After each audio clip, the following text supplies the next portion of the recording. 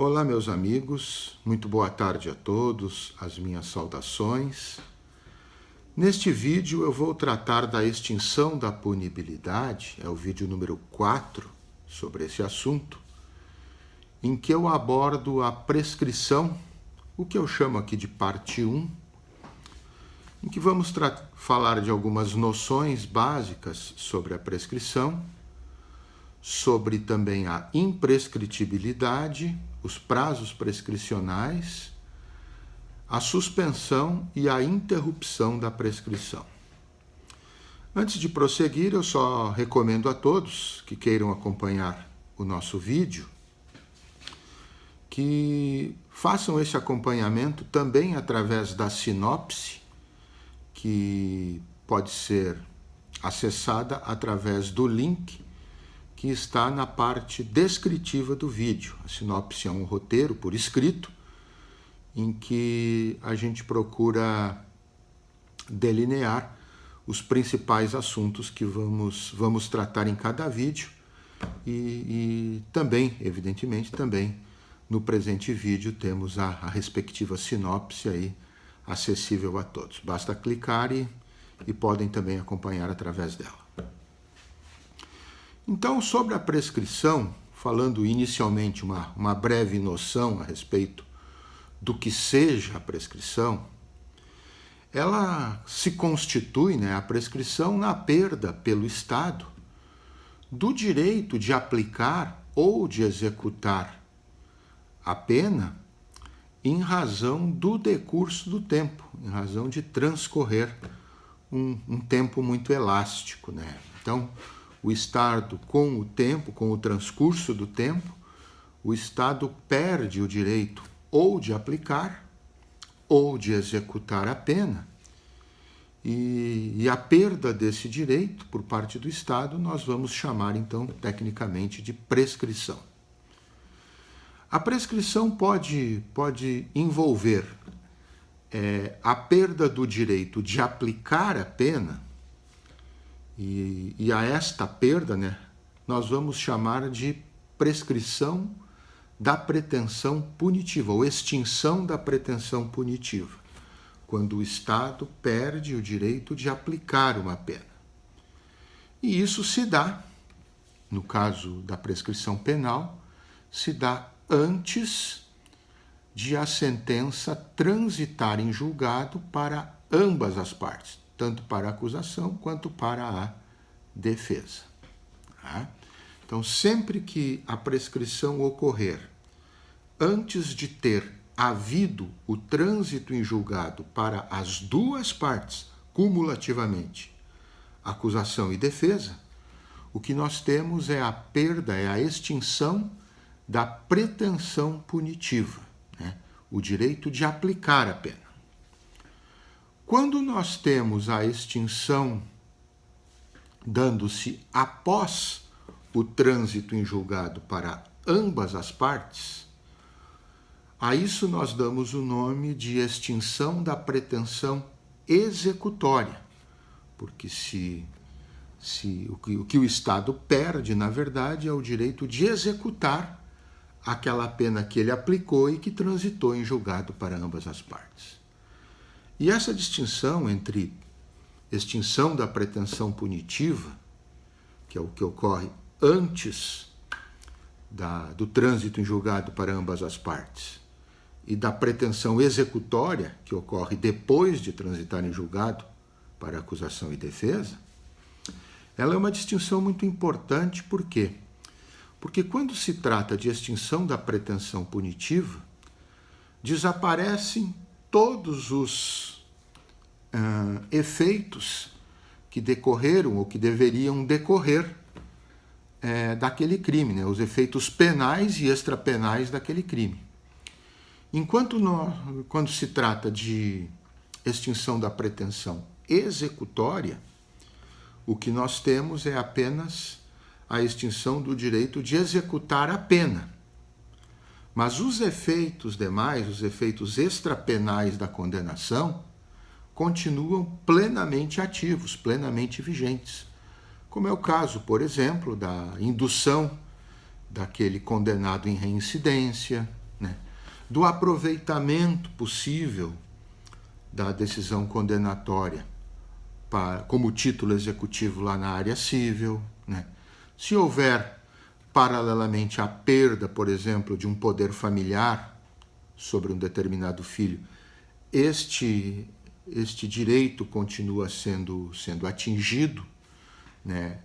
não se extinguindo em função da extinção da pretensão executória. Então, para resumir, quando a prescrição ocorre antes do trânsito em julgado para ambas as partes de uma decisão condenatória, a esta prescrição nós chamamos de prescrição ou extinção, gera a extinção da pretensão punitiva. Apaga todos os efeitos que decorreram ou que decorreriam do crime. E quando se dá depois do trânsito em julgado para ambas as partes, o que nós temos é a extinção da pretensão executória da pena aplicada, mas remanescendo os demais efeitos extrapenais da condenação. Esse é o primeiro aspecto importante, então. Com relação à prescrição da pretensão, à extinção da pretensão punitiva, nós vamos ter, depois vamos ter um vídeo para cada uma delas, mas nós vamos ter a prescrição pela pena em abstrato, a prescrição retroativa e a prescrição intercorrente. E em relação à extinção da pretensão executória, nós teremos a chamada prescrição executória da pena. Tá? Então, são 4 tipos de prescrição, 3 deles afetando a pretensão punitiva, extinguindo a pretensão punitiva, e uma espécie de prescrição, a prescrição executória, então extinguindo a pretensão executória da pena. Isso nós veremos nos nossos próximos 4 vídeos. Será o vídeo número extinção da punibilidade 5, 6, 7 e 8, cada um deles tratando de uma das espécies de prescrição, com todos os pormenores e também com relação aos efeitos produzidos por cada qual. Neste vídeo, o próximo tópico que eu abordo diz respeito à imprescritibilidade, o fenômeno chamado imprescritibilidade, que são, na verdade, crimes imprescritíveis, crimes que não são alcançados pela prescrição. Então, em relação aos quais o direito de o Estado aplicar ou executar a pena, ele não vai se extinguir pelo decurso do tempo, ele vai continuar perenemente. A punibilidade do agente poderá se extinguir por outros meios, mas não pela prescrição. Estes crimes, os quais eu vou reportar na sequência, eles são crimes ditos imprescritíveis, ou seja, que não prescrevem jamais por conta de determinação constitucional. Certo? A própria Constituição da República é que vai dizer, então, quais são os chamados crimes imprescritíveis, que não são alcançados pelo instituto da prescrição.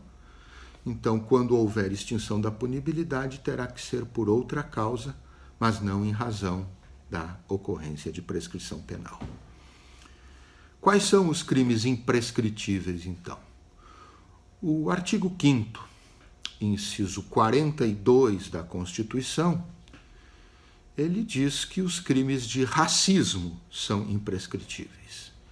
E os crimes de racismo, eles são os crimes, todos os crimes, tipificados na Lei 7.716, de 1989.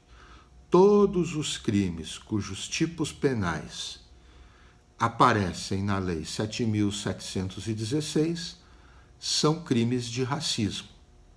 E estes crimes, os da Lei 7.716, então, são crimes imprescritíveis. Tá? Apenas um alerta, né, que os crimes de racismo, que são os da Lei 7.716, não podem ser confundidos com o crime de injúria racial, que está tipificado no artigo 140, parágrafo 3º do Código Penal. O crime de injúria racial, ele diz respeito à ofensa, a alguma pessoa que se produza utilizando-se alguma questão, alguma expressão relacionada, expressão ofensiva, relacionada à cor, à etnia, à nacionalidade, à religiosidade, à raça da pessoa, mas ele é diferente dos crimes de racismo, porque os crimes de racismo eles envolvem algo mais. O fato de a pessoa ser impedida de exercer algum direito próprio da sua cidadania por conta exatamente de questão relacionada à cor, etnia, raça, nacionalidade ou religiosidade, segundo a lei. Tá? Então, não confundir. Os que são imprescritíveis são os crimes da Lei 7.716, todos eles classificados como crime de crimes de racismo. O crime de injúria racial, do 140, parágrafo 3º do Código Penal, ele não é crime de racismo, ele é crime de injúria racial e, portanto, ele não é imprescritível. Ele prescreve normalmente como qualquer outro crime do ordenamento.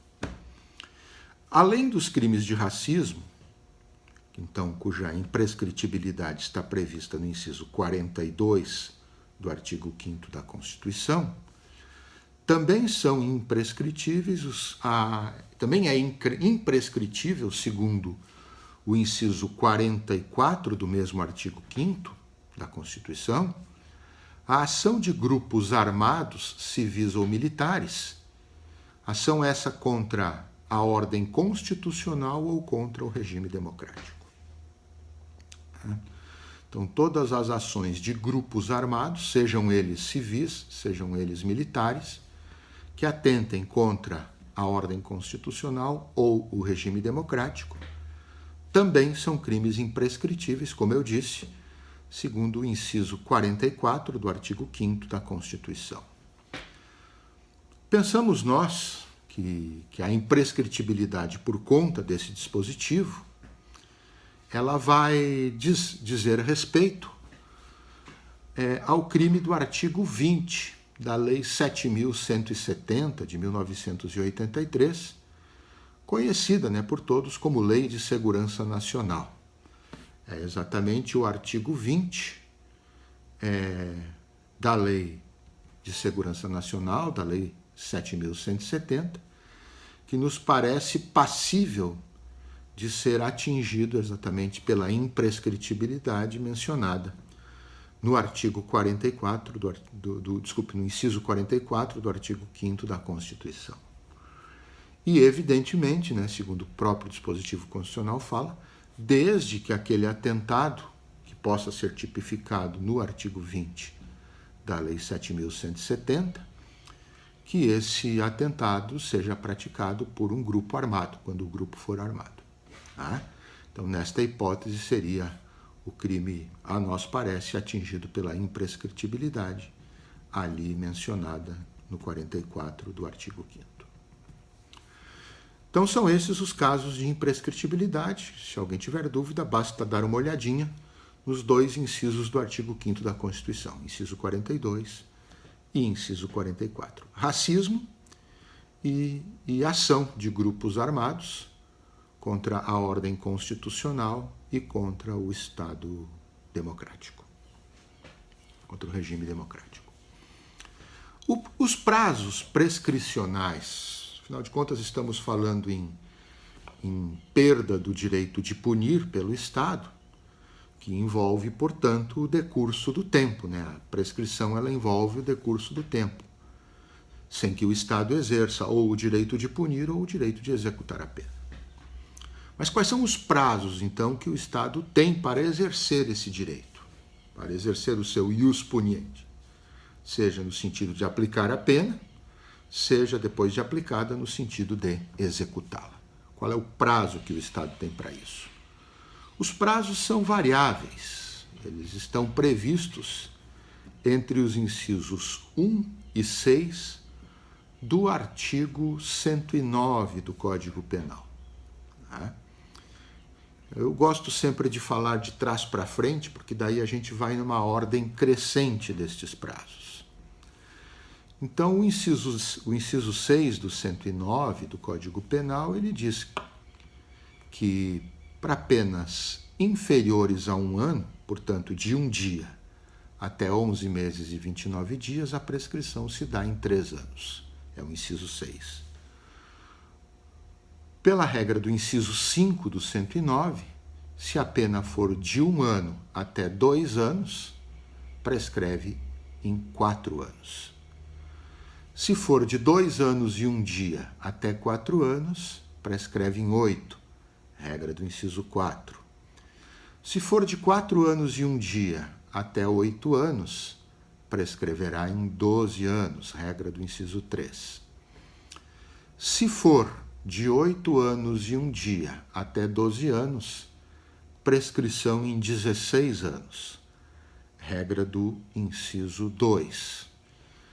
E de 12 anos e 1 dia em diante, ou seja, acima de 12 anos, então, prescrição se dá em 20 anos.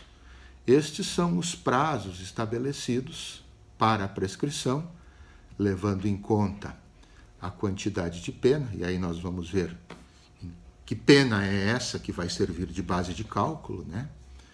Mas, usando a base de cálculo nesses intervalos de pena, nós chegaremos a estes quantitativos de tempo necessários para que se implemente a prescrição em relação a cada crime. Tá?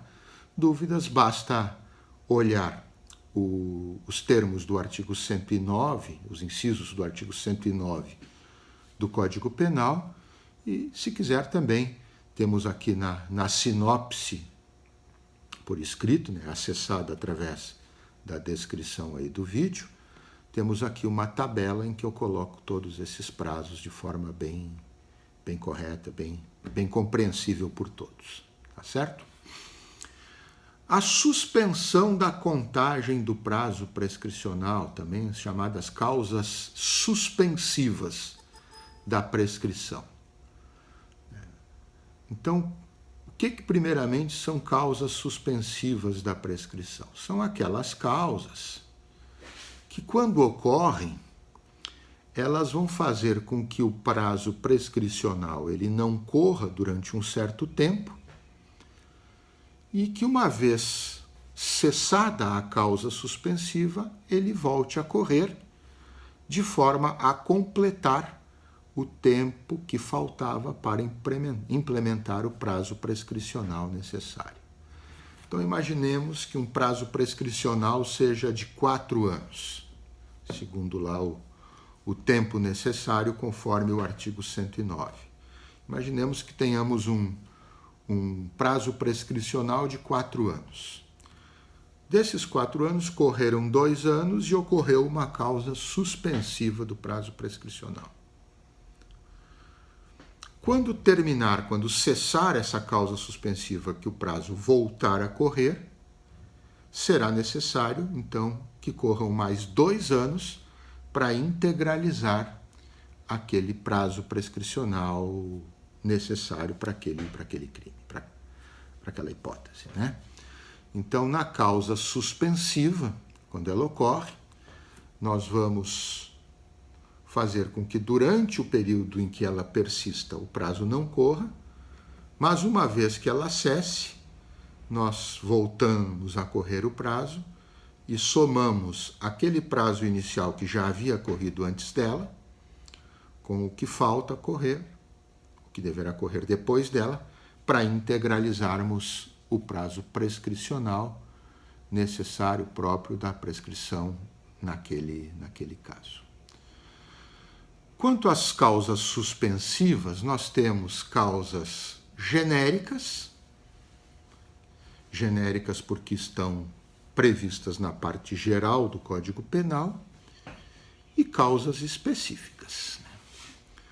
As causas genéricas, as previstas na parte geral, elas são aquelas mencionadas no artigo 116 do Código Penal. É ali no artigo 116 que nós vamos ter causas genéricas e que, uma vez estando situadas na parte geral do Código Penal, elas podem produzir o efeito suspensivo, né? Podem atuar como causas suspensivas da prescrição em relação a qualquer crime do ordenamento jurídico. Na prática, o que se produz em termos de efeito é exatamente isso, né? Quanto à abrangência dele, é que ela pode, qualquer uma das causas genéricas pode atuar sobre qualquer crime do ordenamento. A gente vai ver que as específicas não, elas ficam restritas a um determinado crime ou a um determinado grupo de crimes. Então, quais são as causas suspensivas da prescrição genéricas, durante as quais, então, o prazo prescricional não corre? Regra do artigo 116 do Código Penal. Primeira delas, enquanto não resolvida em outro processo, questão de que dependa o reconhecimento da existência do crime. Então, se existe um outro processo para resolver uma questão prejudicial, que, se julgada de uma determinada forma naquele outro processo, poderá prejudicar a existência do crime, então, enquanto não for julgada a causa neste outro processo, o processo criminal fica aguardando e também não vai correr a prescrição. Imaginemos, por exemplo, que um sujeito tenha sido acusado da prática de um crime de furto, porque foi lá na casa de alguém e subtraiu coisa alheia móvel. E aí ele entre com uma ação declaratória lá no cível, para que o juiz cível declare, por sentença, que aquele bem que ele pegou pertencia a ele, desde sempre, que não era coisa alheia móvel, que era uma coisa que pertencia a ele e que ele apenas pegou de volta. Óbvio que, se o juiz do cível, lá no processo civil, declarar que a propriedade daquele bem era desse sujeito que está sendo acusado de furto, o crime de furto fica prejudicado. Pode até ter outro crime, como, por exemplo, um exercício arbitrário das próprias razões, lá do artigo 345, mas não será furto. O crime de furto ficará prejudicado, né? Deixará de existir, se aquele bem o qual o réu está sendo acusado de ter subtraído for declarado lá no cível que sempre pertenceu a ele. Então é isso que acontece. Quando a existência do crime ela depende da decisão que se passe em um outro processo, enquanto essa decisão no outro processo não alcançar o seu trânsito em julgado, a prescrição daquele crime ficará em suspenso, justamente aguardando a decisão daquele outro processo que tem um comportamento prejudicial ao processo criminal a ele relacionado. Esta é a primeira hipótese, então, do artigo 116. Uma segunda hipótese, tratada também no artigo 116, inciso 2, enquanto fica suspensa a prescrição, enquanto o agente cumpre pena no exterior. Se ele está lá cumprindo uma pena num país estrangeiro e o nosso país, o Brasil, não tem condições de impor ou de executar a pena aqui, então, enquanto ele estiver cumprindo pena lá fora, a prescrição aqui dentro também não correrá, ficará com seu prazo suspenso. Mais recentemente, né, com a Lei 13.964, de 2019, só para orientação de todos, eu estou gravando este vídeo em junho de 2020. E a Lei 13.964, ela entrou em vigência em janeiro de 2020. Então, é algo que tem aí mais ou menos meio ano, nem isso. Então ela trouxe aí mais duas causas suspensivas genéricas de prescrição, os incisos 3 e 4, que foram inseridos no artigo 116 do Código Penal. Então, quais são as outras duas causas genéricas inseridas? Não corre a prescrição na pendência de embargos de declaração ou de recursos aos tribunais superiores quando inadmissíveis. Então, se o réu ele utiliza dessa estratégia de querer alcançar uma prescrição valendo-se de recursos ou de embargos de recursos a tribunais superiores ou de embargos de declaração com propósito nitidamente protelatório, que não podem ser admitidos, então, neste caso, durante o tempo que foi necessário para processar os embargos de declaração e julgá-los ou os recursos aos tribunais superiores, recurso especial, recurso extraordinário, enfim, os recursos ao STJ, ao Supremo Tribunal Federal. Então, tendo o caráter nitidamente protelatório, que é o que se visa coibir com esse inciso 3 do artigo 116, então, durante o tempo em que ficou-se aguardando o julgamento dos embargos de declaração protelatórios ou dos recursos aos tribunais superiores também protelatórios, o tempo de prescrição também fica em suspenso. No inciso 4, também ainda como causa suspensiva genérica da prescrição, enquanto não cumprido ou não rescindido o acordo de não persecução penal. O acordo de não persecução penal é um acordo que pode ser feito pelo Ministério Público com o autor do fato, nas hipóteses contempladas pelo artigo 28A do Código de Processo Penal. Como é um dispositivo bastante extenso, né, esse artigo 28A, que também foi introduzido pela Lei 13.964 no Código de Processo Penal, então eu peço a todos que se tenham interesse em aprofundar o conhecimento sobre o acordo de não persecução penal, que deem uma olhada lá, acessem o artigo 28A do CPP para se inteirarem um pouco mais do que se trata. Tá?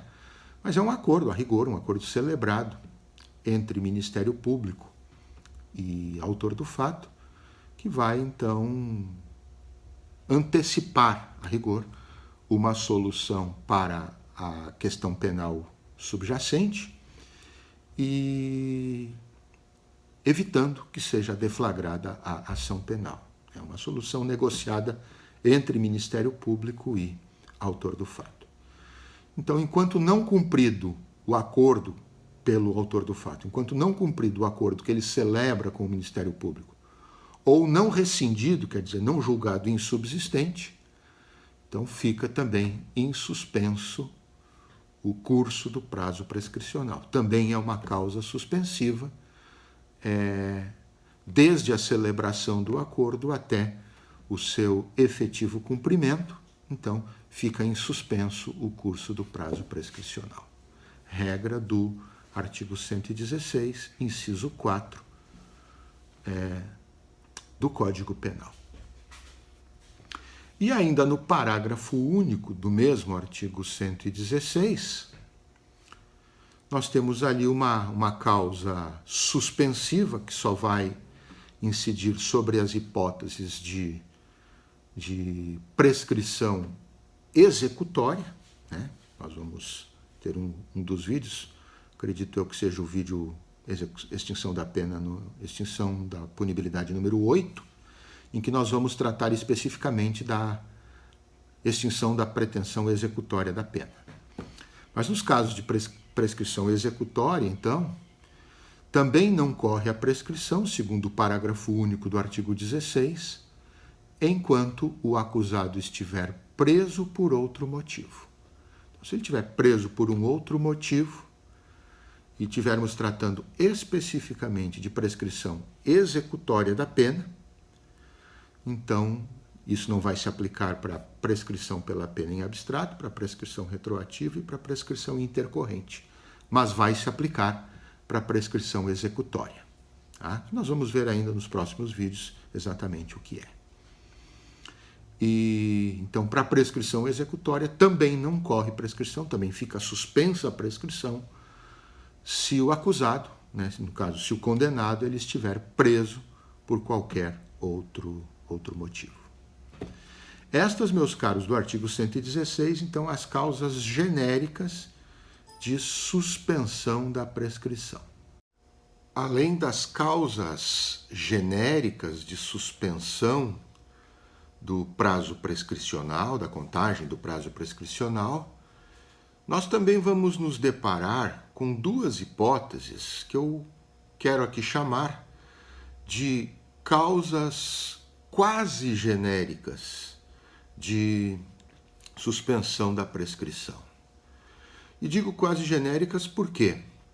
Porque, na verdade, embora elas não apareçam na parte geral do Código Penal, especificamente no artigo 116, estas causas, que eu chamo aqui de quase genéricas, elas têm uma difusão muito grande de aplicabilidade. Uma delas, a rigor, chega a ser aplicada mesmo para todos os crimes do ordenamento. Então, o fato delas não serem genéricas é no sentido apenas topológico, por conta de não estarem no artigo 116. Mas, na verdade, elas têm um comportamento difuso no ordenamento jurídico, né, abrangendo um volume muito grande de crimes, como é o caso da primeira que eu vou falar, ou da totalidade dos crimes, como é o caso da segunda. Então, aí dá para dizermos, então, para entendermos bem o sentido da expressão, que elas são quase genéricas. Só não são genéricas porque não estão topologicamente no artigo 116 do Código Penal, mas o comportamento delas é como se fossem genéricas. Então, para uma questão de ilustração, eu mesmo aqui chamo de quase genéricas, embora não seja um nome que vocês venham a encontrar, tanto na doutrina quanto na jurisprudência. É mais mesmo para efeitos didáticos aqui do nosso vídeo. A primeira delas, então, das causas quase genéricas de suspensão do prazo prescricional, está no artigo 89 da Lei 9.099, no seu parágrafo 6º, que diz que durante o transcurso do período de suspensão condicional do processo, havido, com base exatamente no mesmo artigo 89, a suspensão havida no prazo, na hipótese do mesmo artigo 89 da Lei 9.099, então, que durante o tempo em que o processo ficar suspenso condicionalmente, não corre também o prazo prescricional, e isto vai abranger para todos os crimes que possam ser, de alguma forma, gerar para seus protagonistas a suspensão condicional do processo. Nós, lembrando apenas que são aqueles crimes, né, cuja pena mínima não seja maior do que 1 ano, que o acusado não seja reincidente, não esteja sendo processado e que se disponha a cumprir as condições propostas pelo Ministério Público. Então, o artigo 89 da Lei 9.099 prevê ali, no parágrafo 6º, uma hipótese quase genérica de suspensão do prazo prescricional. E a outra hipótese de suspensão quase genérica será, então, o artigo 366, o 366, famoso, do Código de Processo Penal, que tem aplicabilidade nas hipóteses em que o réu é citado por edital e não comparece e não constitui defensor para defendê-lo. Então, nestas hipóteses, né, quando o réu ele é citado por edital, ele não comparece e depois também não nomeia, não constitui defensor para patrocinar a sua defesa, o artigo 366 manda então que o processo tenha seu curso suspenso. E a suspensão do curso do processo também vai gerar a suspensão do curso do prazo prescricional. Artigo 366 do CPP, esse tem aplicação para todos os crimes, é geral. Então, vamos chamá-lo aqui de quase genérica, só porque não está, como eu disse, situado na parte geral do Código Penal, mas, de qualquer forma, o comportamento é difuso por todo o ordenamento, tal qual qualquer causa genérica de suspensão da prescrição. Então, quase genéricas, artigo 89, parágrafo 6º da Lei 9.099 e artigo 366 do CPP, do Código de Processo Penal. E ainda, para finalizar a questão das causas genéricas, quase genéricas, agora eu falo também das causas específicas, que é aquelas que podem suspender o prazo prescricional aplicando-se especificamente a um crime ou a um grupo de crimes. E aqui eu cito como exemplo aquela prevista no artigo 9º, parágrafo 1º da Lei 10.684, de 2003, que prevê a suspensão da pretensão punitiva nos casos de crimes contra a ordem tributária, que tiverem o débito parcelado, durante o transcurso do pagamento deste parcelamento do débito tributário, fica suspensa a pretensão punitiva pela regra do artigo 9º da Lei 10.684, suspendendo-se também, durante o período de suspensão da pretensão punitiva, suspendendo-se também o curso do prazo prescricional respectivo ao determinado crime contra a ordem tributária, que teve o seu parcelamento deferido e que, durante esse parcelamento, então, terá a pretensão punitiva suspensa. Suspende-se também, na forma do 9º parágrafo 1º da Lei 10.684, suspende-se também, para estes crimes, o curso do prazo prescricional. É uma forma de de suspensão específica, né, do curso do prazo da prescrição. Certo? É isso, então, sobre os prazos, né, a suspensão dos prazos, que podem ter causas genéricas, causas quase genéricas e causas específicas. O efeito, como eu disse, né, é que uma vez que seja cessada a causa suspensiva, depois vai se contar apenas o tempo restante para integralizar o prazo necessário para a prescrição. Já citei aquele exemplo dos 4 anos, 2 anos antes e 2 anos depois da causa suspensiva. Aqui na nossa sinopse eu também montei ainda mais um exemplo, né?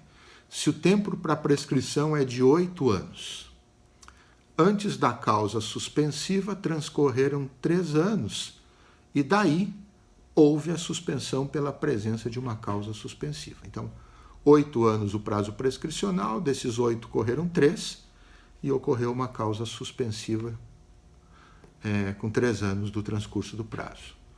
Quando o tempo depois voltar a ser contado, quer dizer, quando cessar aquela causa suspensiva e o tempo voltar a ser contado, faltarão apenas mais 5 anos para a prescrição.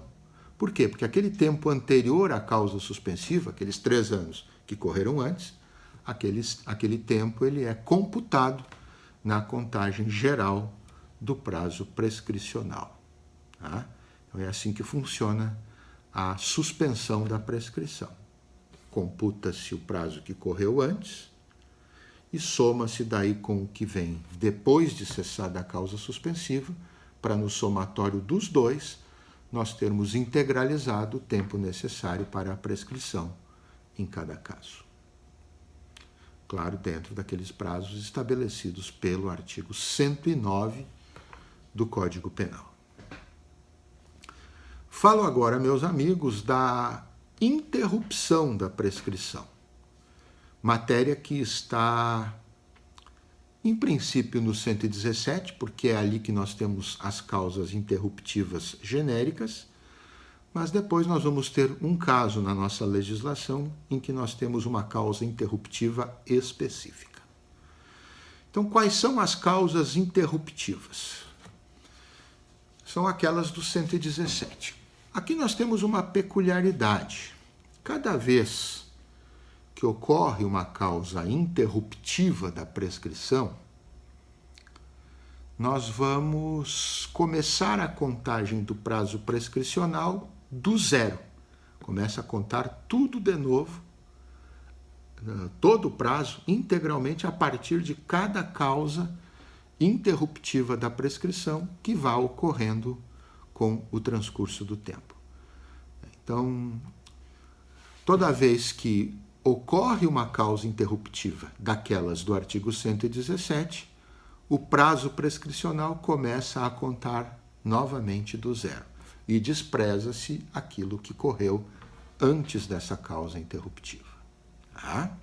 Diferente da suspensão, né? Porque na suspensão nós contávamos o que tinha corrido antes da causa suspensiva, ficou suspenso por um tempo, quando ela cessou e voltou a correr o prazo, este tempo que vem depois, ele vai se somar com o que veio antes, com o que havia corrido antes, para no total dos dois nós termos aí a integralização do prazo prescricional.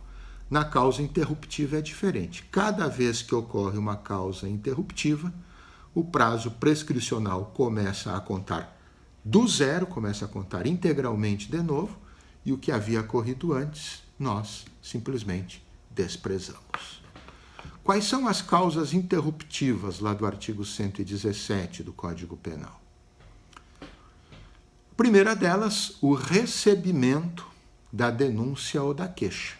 Então, quando o juiz dá o despacho recebendo, né, dizendo recebo a denúncia ou recebo a queixa, então, quando o juiz dá esse despacho recebendo a denúncia ou a queixa, a denúncia é a inicial que foi apresentada pelo Ministério Público no caso de crime de ação penal pública, e a queixa é a queixa-crime, que é a inicial apresentada pela vítima nas hipóteses de ação penal privada. Então, quando o juiz recebe a denúncia ou a queixa, né, quando recebe a inicial do Ministério Público ou a inicial do querelante, nos casos de ação penal privada, esse despacho que recebe a denúncia ou a queixa interrompe a prescrição. Dali para frente começa a contar o prazo todo de novo, desprezando-se o que tinha corrido antes.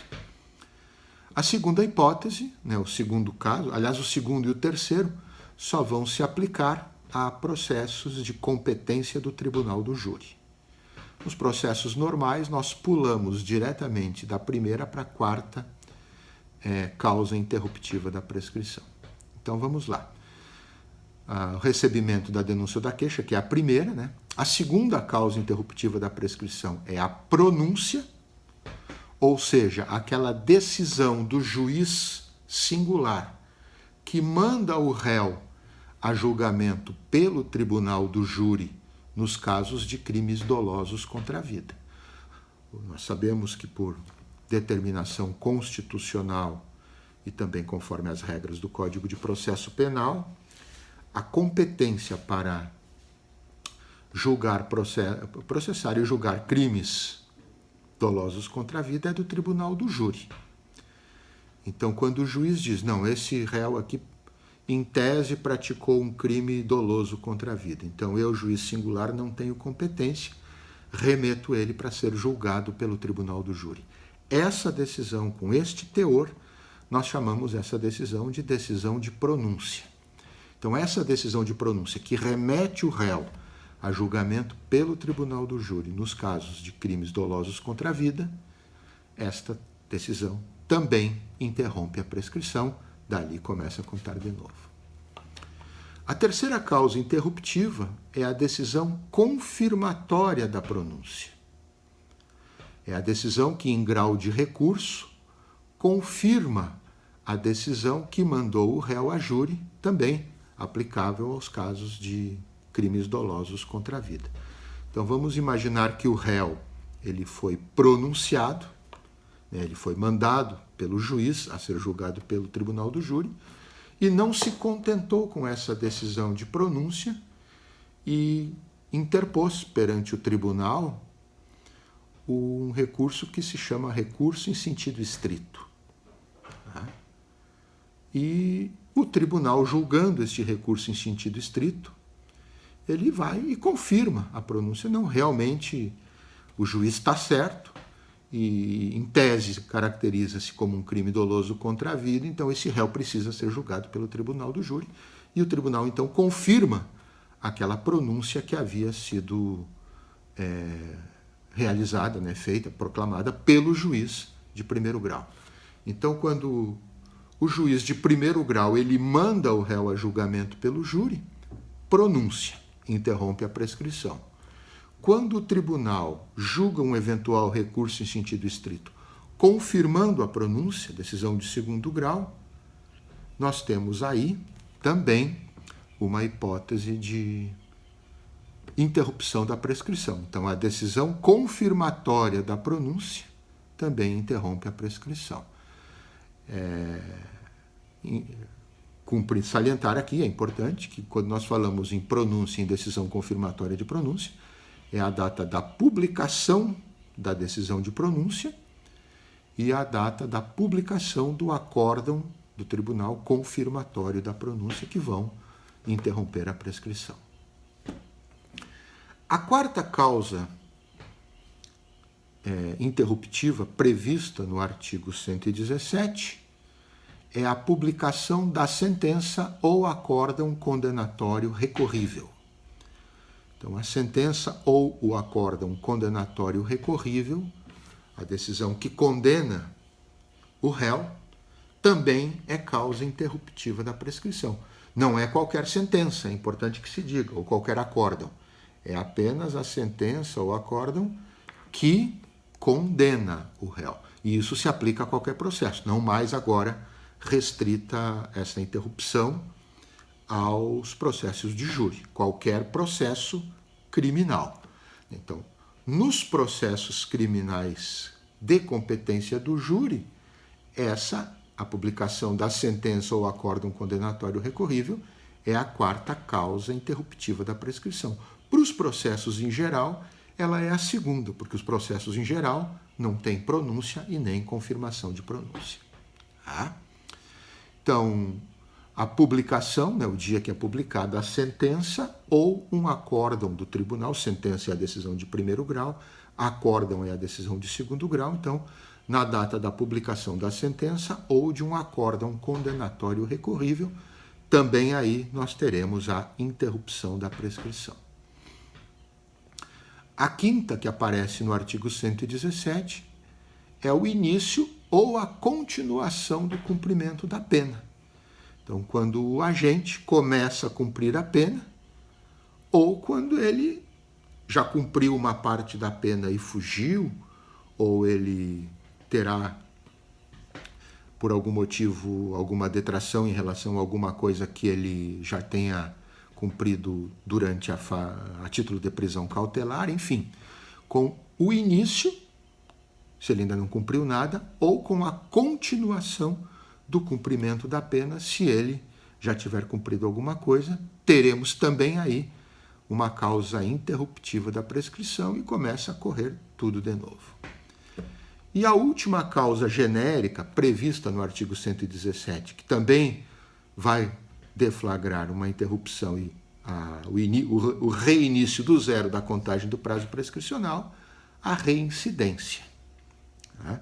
Então, se depois do trânsito em julgado de uma condenação, nas hipóteses de reincidência, que já estão postadas em outro vídeo aqui do canal, recomendo que quem não tem muita noção do que seja, assista ao vídeo específico sobre a reincidência, mas na hipótese de reincidência, de o réu vir a praticar um outro crime, depois de já ter tido uma condenação anterior indutora de reincidência, então, nesta hipótese de reincidência, no dia que ele pratica este segundo crime indutor configurador da reincidência, nesta hipótese, então, nós teremos também interrompida a prescrição.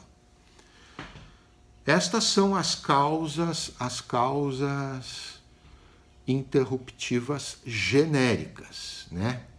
Para quem acompanha a sinopse por escrito, né, clicando, como eu disse antes, lá no link que está na parte descritiva do vídeo, vai observar que eu botei ali a segunda e a terceira causa interruptiva, a pronúncia e a decisão confirmatória da pronúncia.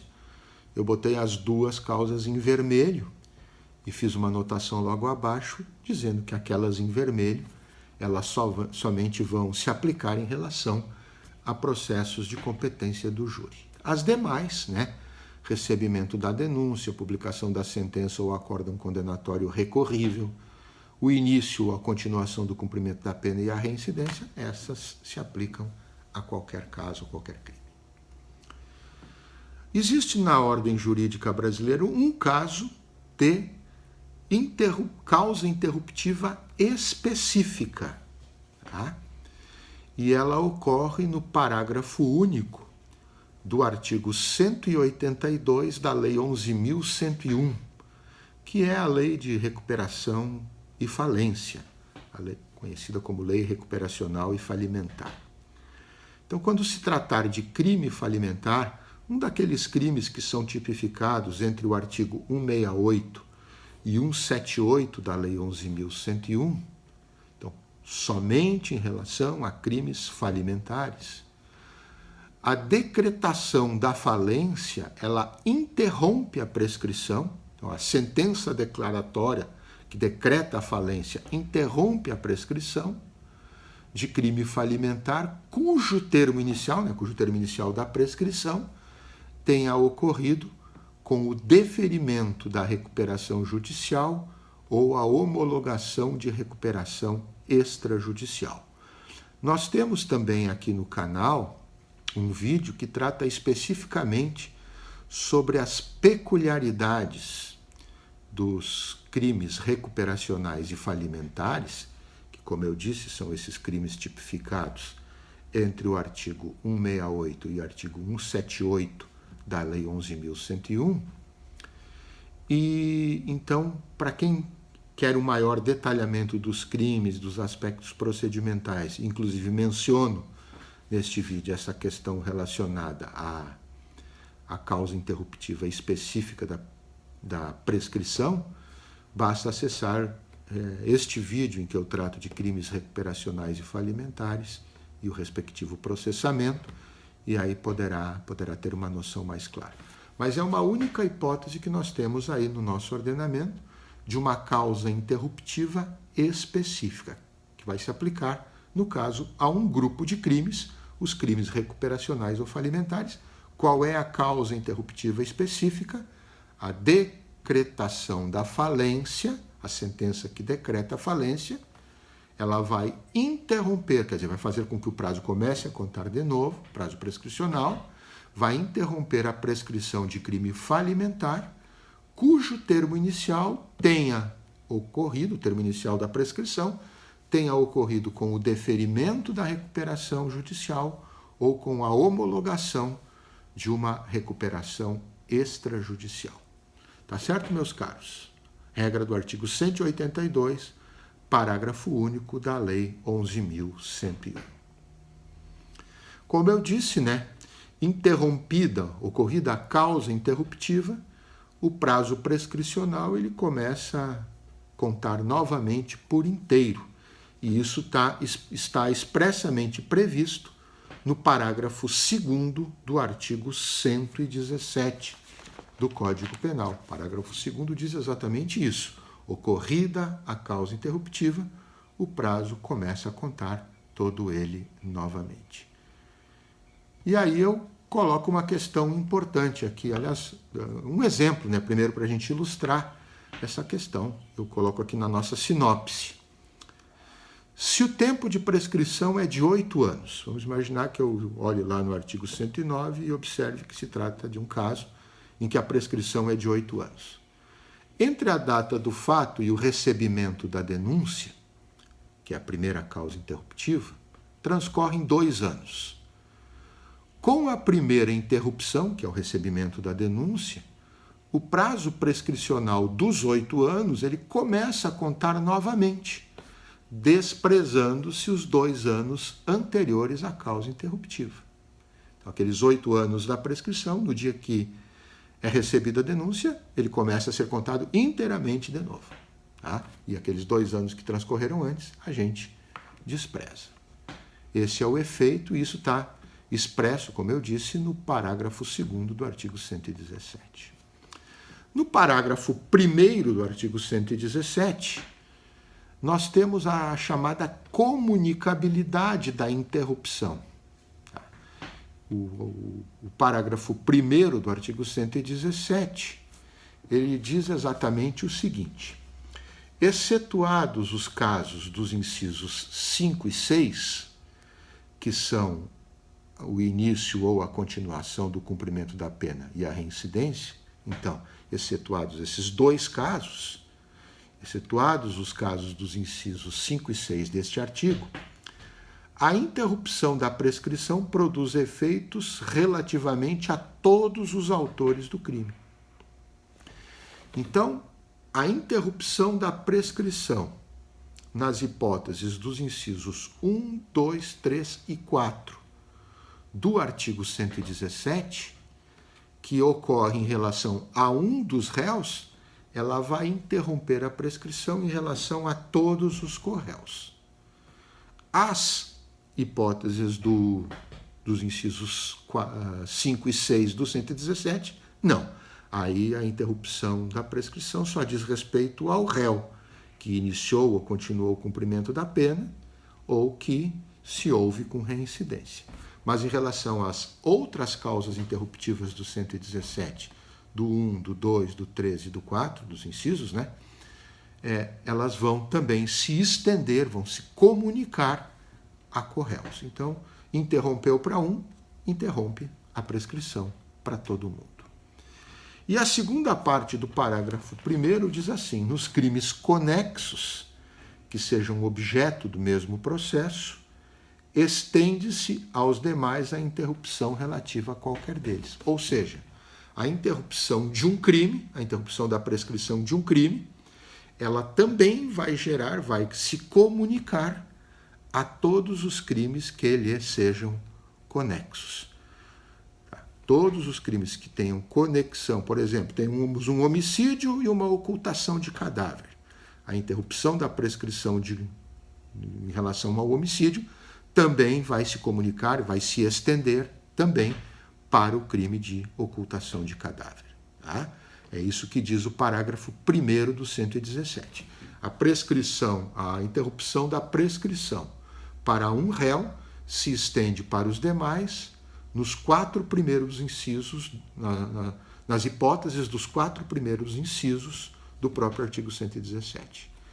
E, na hipótese de crimes conexos, crimes que têm uma ligação entre si, a interrupção da prescrição de um deles também vai surtir o mesmo efeito em relação aos demais crimes conexos. Certo, meus caros? Parágrafo 1º do artigo 117.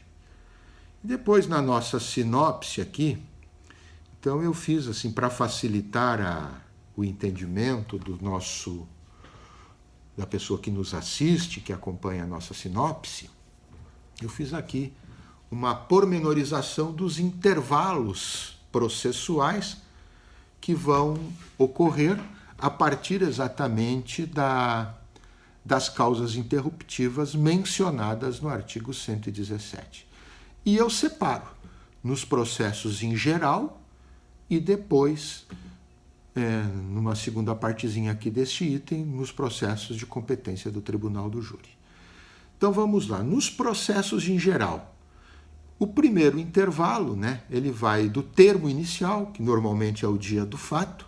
Nós vamos depois ter o vídeo número 9 da extinção da punibilidade. Ele vai tratar de algumas questões específicas e eu vou falar lá sobre o termo inicial da prescrição, é uma delas. Mas às vezes é o dia do fato, o termo inicial, o dia que começa a correr a prescrição.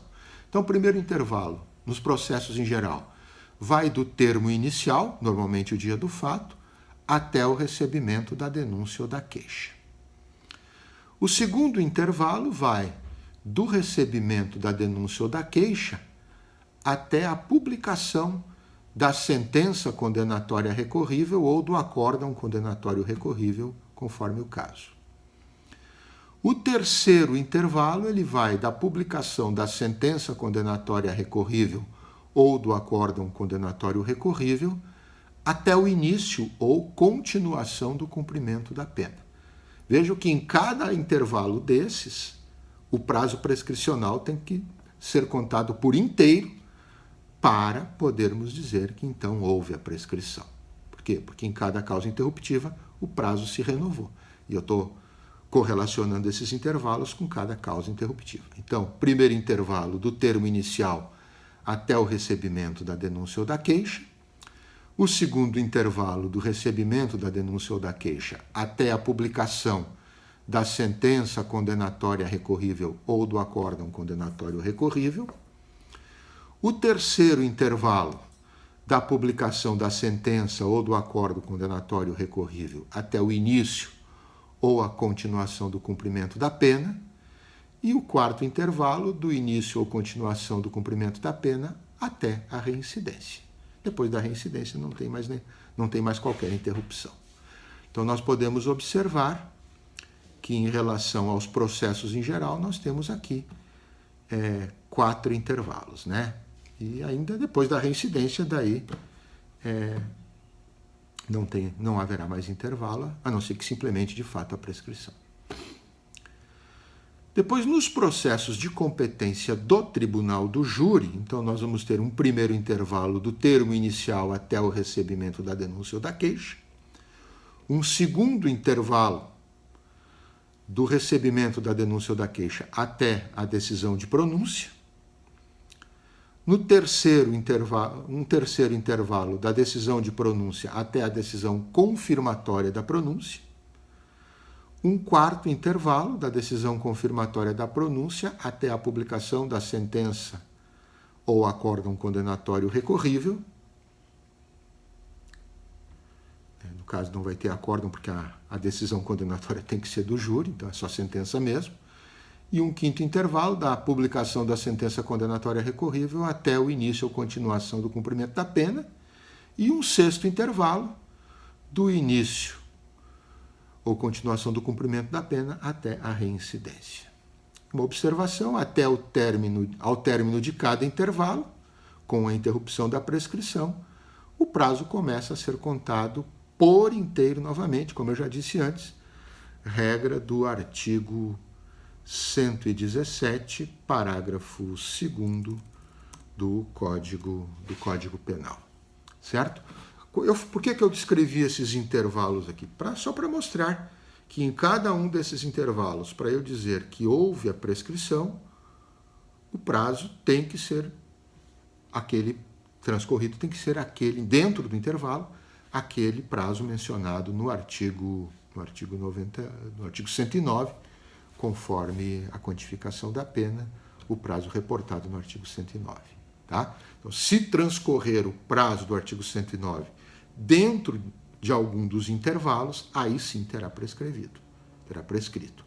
Caso não transcorra o surgimento da causa interruptiva e aí a deflagração do intervalo seguinte, o prazo começa no intervalo seguinte a contar do zero novamente. Certo, meus caros? Então, fundamentalmente, sobre essas questões iniciais relativas à prescrição, era isso que eu tinha para falar. Nos próximos 4 vídeos, nós vamos falar, como eu disse, cada um deles vai tratar de uma espécie de prescrição. A gente começa no próximo vídeo, no vídeo Extinção da Punibilidade 5, com a prescrição pela pena em abstrato. No Extinção da Punibilidade 6, prescrição retroativa. No Extinção da Punibilidade 7, prescrição intercorrente ou superveniente. E no Extinção da Punibilidade 8, prescrição executória. Depois ainda teremos o Extinção da Punibilidade 9, com algumas questões específicas aí relativas à prescrição. Tá bom, meus caros? Era isso por enquanto, então até o nosso próximo vídeo. Um abraço a todos.